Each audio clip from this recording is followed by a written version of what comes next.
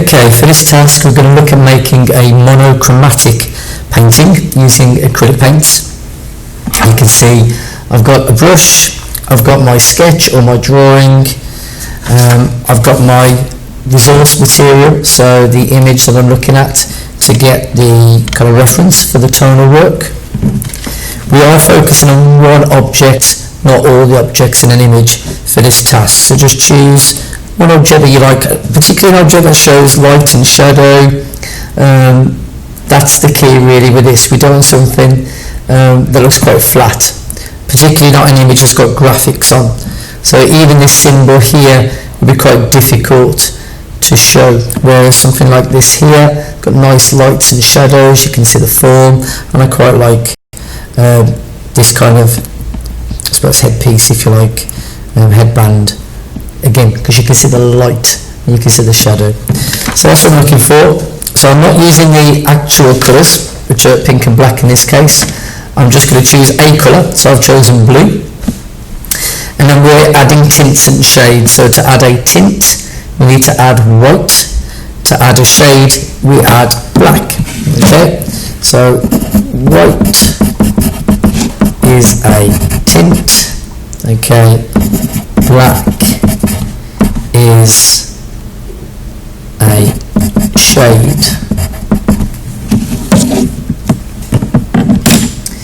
So I'm going to start with, also going to make sure I've got some water, just so I can kind of clean my brush.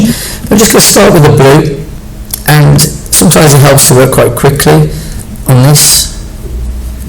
So just kind of get roughing, if you like, your base kind of colour, just to get started with. It is a good idea to actually roll up your sleeves,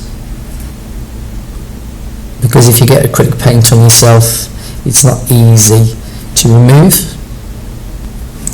So when I'm filling in my colour, when I want to get a nice edge, particularly if I'm using a round brush here, or any brush really, I'm going to hold down the brush quite flat, and I'm just going to drag it along. Notice the brush is quite wet, so there's plenty of paint on there, whereas if it's quite dry, you'll start to get that broken mark, which you don't want. So you need to make sure there's plenty of paint on there. As you can see, there's quite a bit of paint on the top of the brush there. So I'm just going to fill in this area here. The great thing about acrylic is if you make a mistake, you can paint over the top again. Now for these little fiddly bits, I'm just using the corner. I'm not keeping the brush flat to get into those areas, but where I can, I'm going to actually push the brush down and just keep it flat and get that nice smooth edge. When you're filling in kind of gaps and areas, it doesn't matter too much whether you use the edge or the point. Okay, and as I said, if you make a mistake, you can just paint over the top.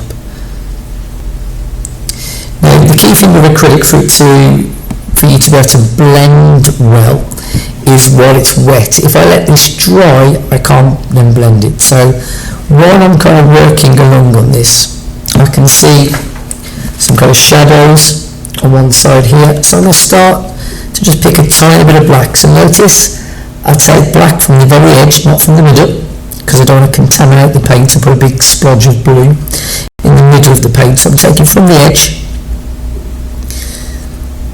and just kind of changing that colour a little bit, and then I'm going to start to just add in some black, just so that becomes more of a greyish kind of tone, so it's darker all the way along on this side.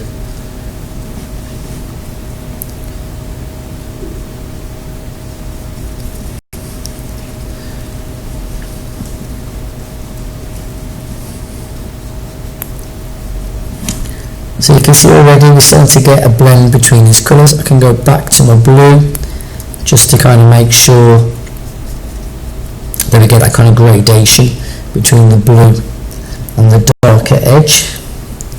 I'm going to do the same on the other side, so just taking a bit of black, moving over to this edge.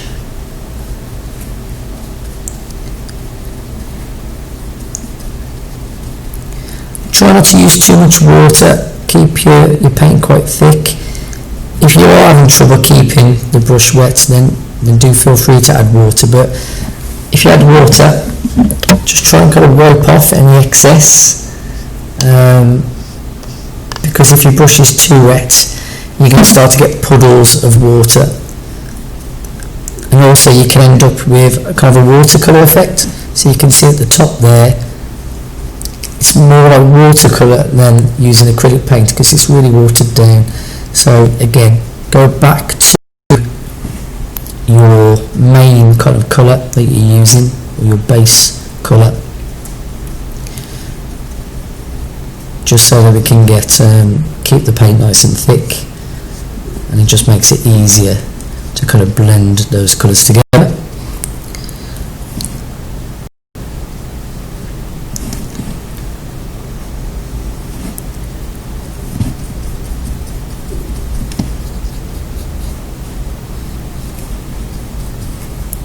Now I'm not too worried about the exact shape of these circles here, because I'm going to paint over the top of those.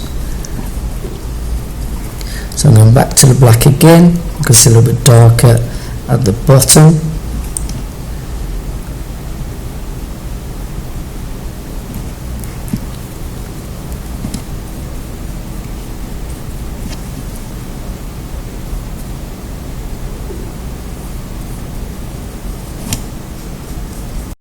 So I'm just going to focus on this one side for this demonstration,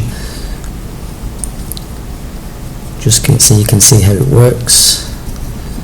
So already you can see some tonal work going on here. Of course I'm going to go a little bit lighter in places, so the same effect really. Because I've got black on my brush, I am going to wash that first,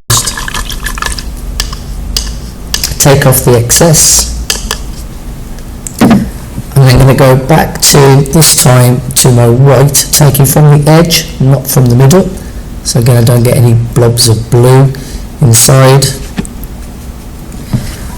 And I'm just going to look on my original image, and we can see we've got this light area in the middle here. So I'm just going to add a little bit of white on top.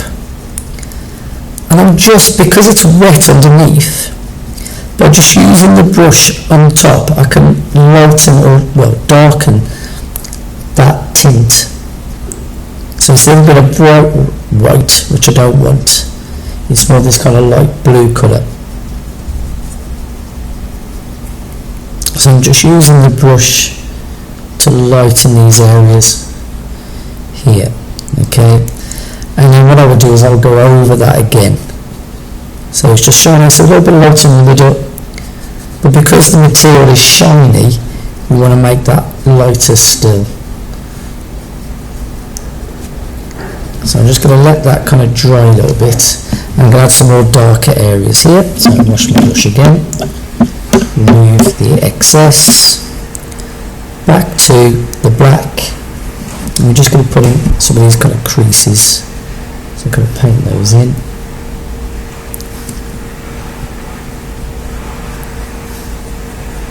There's a crease down here, so back to my blue, just to kind of blend those creases in so it doesn't just look like a line. I want them to look like they're darker.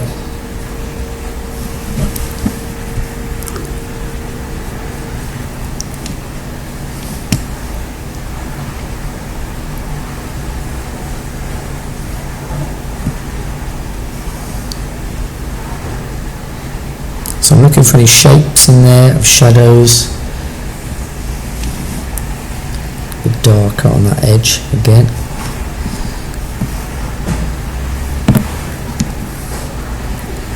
So I'm going to go back to my white. I'm just going to lighten it up at the bottom.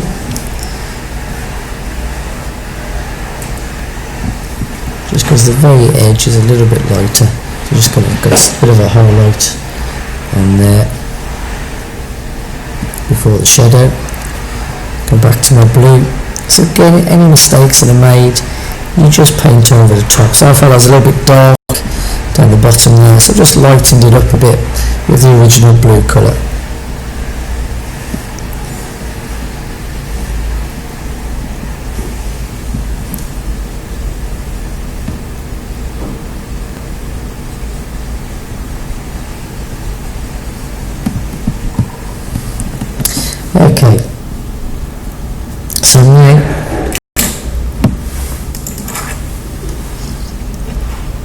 just going to add some more of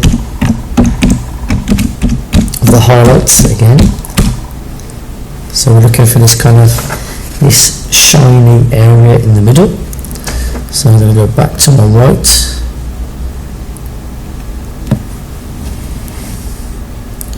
And I'm just going to make that a little bit stronger.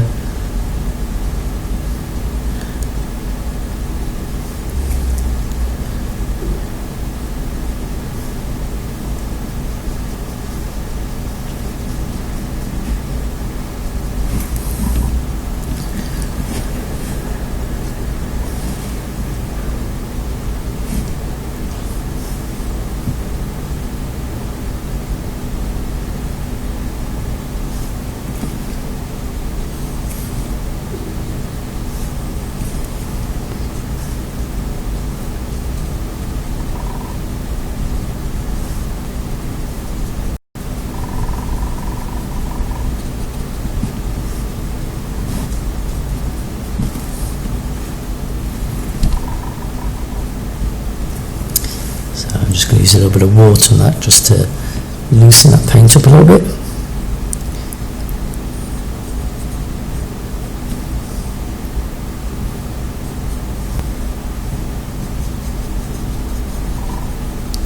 If you need to blend it in, back to your base tone, just to kind of blend any of those new areas back in to what we're looking at. So we're starting to get this kind of shine.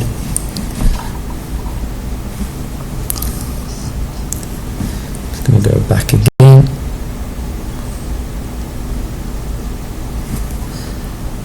And of course, the more you work back into this, the more realistic it will appear at the end.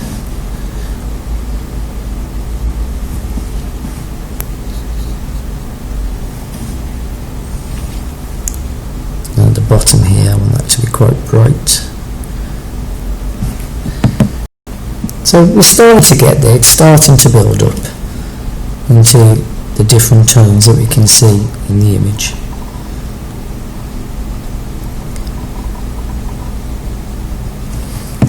So now I'm going to start to add some white for the dots. Now although the dots are white in the image, in terms of, you would say they're colour white, tonally you'll see that, you know, this dot here is darker than this dot there, so it's really important that you pay attention to those details and kind of paint those in accordingly. So I'm going to make it a little bit darker here for this middle bit, and I'm going to use a bit of water on this one just so I can get those edges smooth.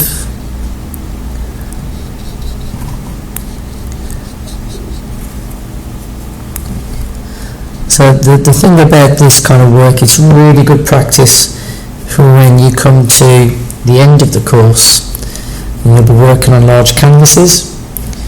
So you'll be using acrylic for those pieces. This is for your coursework, not for your exam. For your exam you get a choice over the materials you use, but for your coursework we get you to usually create a painting. So again, just a bit of water, just to loosen it up because it's got a bit dry and we want the edges to be smooth.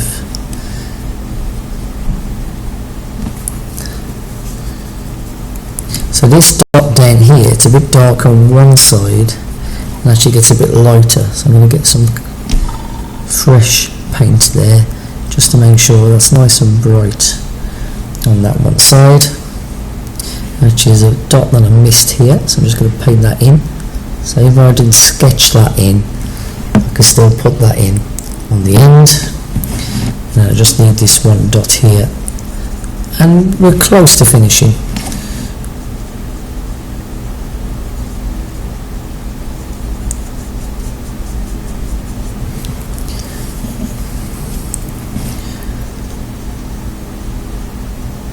So you can see, even with this one area here, I haven't used much of the paint, so we don't need a lot of paint. I would actually say use an even smaller amount of black than I have, about half that.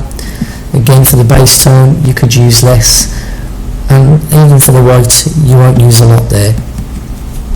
So I'm going to go to my black now, and I'm going to start to painting the ears around the edge. And when I do that, that little bit of a highlight there just stands out much better, and it just kind of gives the impression that this part is standing out against the colour of the fluffy ears that are behind. So I'm going to use water just to loosen that up again.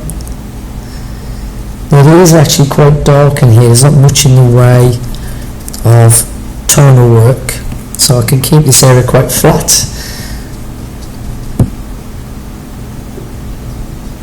Now when I get to the edge again, if I look at the original image, you know, this is made of material, so it's quite fluffy, so I just want to kind of make sure I'm getting this bit of a wobbly edge. I don't want it to be smooth, just to kind of give the impression. I'm going to just use the edges of the brush just to kind of make it look like hair. So even if I start with a smooth finish, I can just kind of add a bit of texture to the edges here. Of course, you might be painting a completely different object. You might be painting a you know, a plastic object or metallic object. So all of those are going to give you a different kind of finish, really. Now, if I look very, very carefully, there are a few highlights just on the end here. It's only subtle though, so I'm just going to use a touch of that bit of grey in the middle, just to make it a little bit lighter on the side, just so it's not completely flat. I'm just kind of dabbing it on again to kind of keep that texture. So there we have it. That's pretty much a monochromatic painting using a variety of tones. I think it still needs a little bit more work, but you get the idea. Okay, and again, if you leave an area like this, so you've painted something and you've left it, I can't blend that there. So even though if I wash my brush and I add water to the top of that, you can see it's not moving that paint. So I would have to just paint on top of that again, and then I would be able to kind of start to blend that. So it's really important when you do paint these objects that you blend as you go along. Don't paint in layers where you paint everything one colour and then start adding white and black on top. It's really important you're blending those paints and those tones and those tints and the shades as you go along, and then hopefully you'll have a successful piece at the end.